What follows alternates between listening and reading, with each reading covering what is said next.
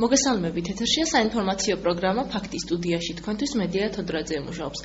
გუშინ რკინიგზაზე ბაზრის მოვაჭრეთა მიერ მოწყობილ აქციას მათი რამდენიმე აქტივისტის დაკავება მოჰყვა. ჩვენი სიუჟეტი.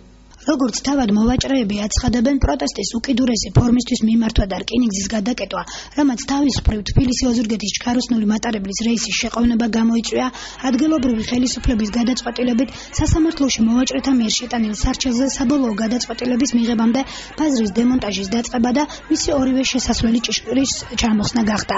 ხელისუფლებისაგან ნაჩქარევად მიღებული გადაწყვეტილების საფუძვლად კი რამდენიმე დღის წინ ახალი ბაზრის გაფიცული მოვაჭრეებისთვის მიცემულ დაპირებას ასახელებენ. როცა გუბერნატორის კაბინეტში შეკრებილების დამშვიდობა ძველი ბაზრისთვის ერთ კვირაში ფუნქციების შეწყვეტის პირობით გახდა შესაძლებელი. რკინიგზაზე ორგანიზებულ აქციასა და მათი მხრიდან პროტესტის მწვავე ფორმებში გამოხატვას სამართალ დარღვევისთვის გუშინვე მოგვიანებით 6 აქტივისტის დაკავება და მათთვის 10 დღიანი წინასწარი პატიმრობის შეფარდება მოჰყვა. 10 მათგანი კი დილით პოლიციის სამმართველოში დასაკითხად პირდაპირ ბაზრიდან წამოიყვანეს.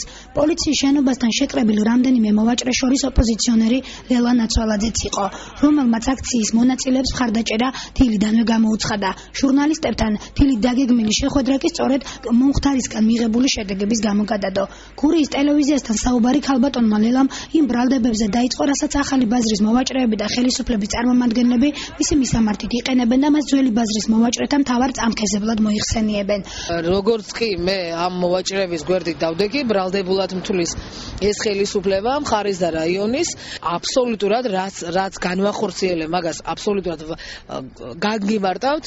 მე იმის შემდეგ რაც მოხდა ამ ორ ერთი და იგივე ფენის ადამიანებს შორის დაპირისპირება, გადავწყვიტე მოლაპარაკება მეწარმოებინა ახალი და ძველი ბაზრის წარმომადგენლებისა, ორი შეხვედრა იყო მათი და ჩვენ მივდიოდით მოლაპარაკებაზე.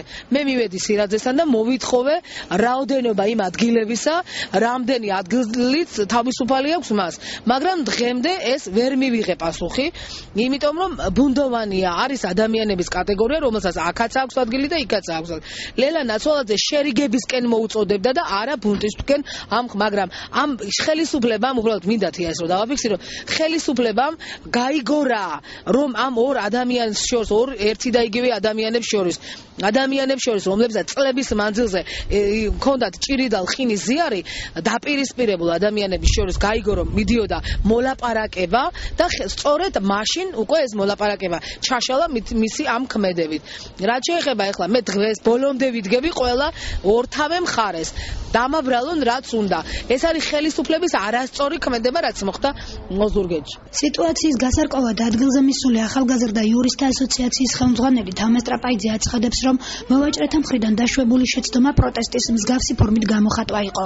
თუმცა ადგილობრივ ხელისუფლებასაც იმ შეცდომებზე მიუთითებს, როცა მათი რადიკალიზმით და არასწორი მიდგომით ამ ადამიანების უფლებები უხეშად ილახება. როგორც ჩემთვის ცნობილია, გუშინდელი ფაქტი, რომელიც შეეხებოდა აქციას, იყო გამოწვეული იქიდან, რომ ბაზარში მოვაჭრე ინდმეწარმეებს ქონდათ უგულებელყოფა ფაქტურად ადგილობრივი ხელისუფლებიდან იმის გამო, რომ არანაირი წერილობითი გარანტია მათ ვერ მოიპოვეს, როდესაც მიმართეს გამგეობას, როდესაც მიმართეს საკრებულოს, რომ მათი ინტერესები იქნებოდა დაცული.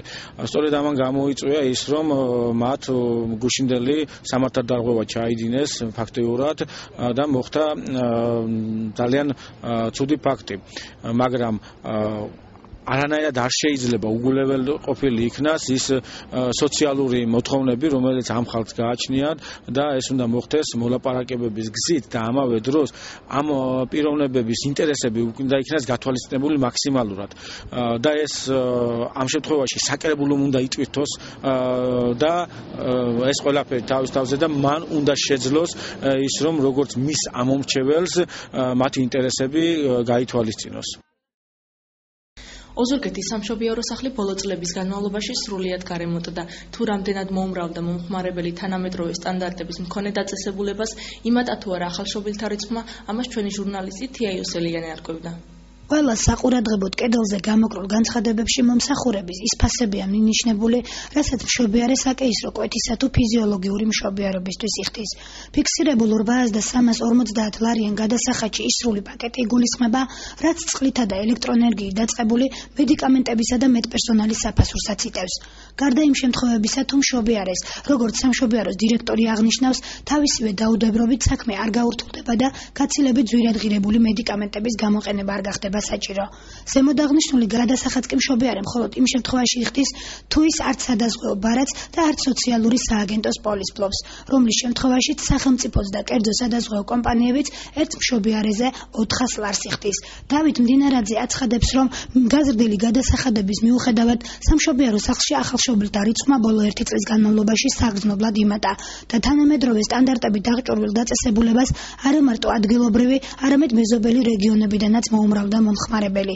ამას კი იმით ხსნის, რომ დიდი ქალაქების შემდეგ ოზურგეთის სამშობიარო სახლი ერთადერთია რეგიონებში, რომელიც გნებავთ მატერიალურ, ტექნიკური ან კიდევ ქირურგიული თვალსაზრისით ნებისმიერი თანამედროვე სტანდარტების მოთხოვნებს აკმაყოფილებს. ამის დასტურად ის სტატისტიკური მონაცემები მოჰყავს, სადაც მთელი რიგი ჩატარებული მანიპულაციებია ჩამოთვლილი და წელიწადში 280 გეგმიურ ოპერაციას ითვლის. ამბობს იმასაც, რომ წყლით, ელექტროენერგიითა და ელექტროხუმელების ხარჯზე გათბობით უზრუნველყოფილი სამშობიარო სახლისთვის დღეისთვის მოუგვარებელ მნიშვნელოვან პრობლემად ზოგიერთი არაკეთილსინდისიერი გადამხდელი სადაზღვეო კომპანიებიდან რამდენიმე თვის გადმოურიცხავი თანხებია, რის გამოც მედპერსონალისთვის მომსახურების სანაცვლოდ გასაცემი ხელფასები ამ ეტაპზე მხოლოდ გეგმიური ოპერაციებისგან შემოსული თანხებით ხორციელდება. 2008 წელთან შედარებით დაახლოებით უკვე არის 150 მეტი ბავშვით ახალშობილით მეტი დაბადებული.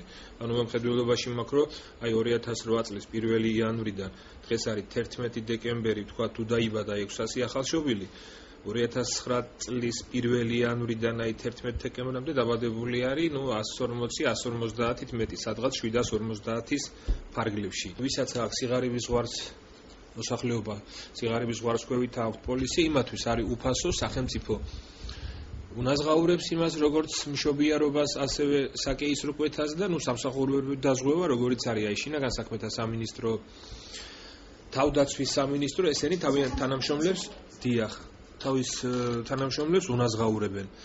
გარდა ამისა, იმ ადამიანებსაც, რომელსაც სადაზღვეო კომპანიები უნაზღაურებენ სადაზღვეო კომპანიები.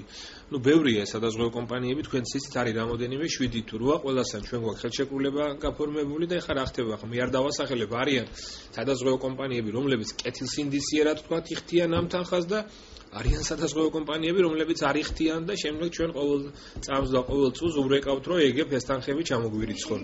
იმ სადაზღვეო კომპანიას, რომელსაც აქვს ხელშეკრულება გაფორმებული სამშობიარო სახლთან, დებულებაში უდევთ ესეთი რაღაცა. ჩვენი წარშესრულებული სამუშაოს თვის ბოლოს წარდგენის შემდეგ უნდა ჩამოგვირიცხონ თანხა 15 დღის განმავლობაში. თუ ისინი ამას არ შეასრულებენ, იგივე იმ დებულებაში, ხელშეკრულებაში მათ უწერიათ, რომ ჩვენ გვაქვს უფლება უჩილოთ სასამართლოში და ყოველ აი გადამეტებულ დღეზე რაღაც დაეკისროს რაღაც თანხის ჯარიმის სახით გადასახადი.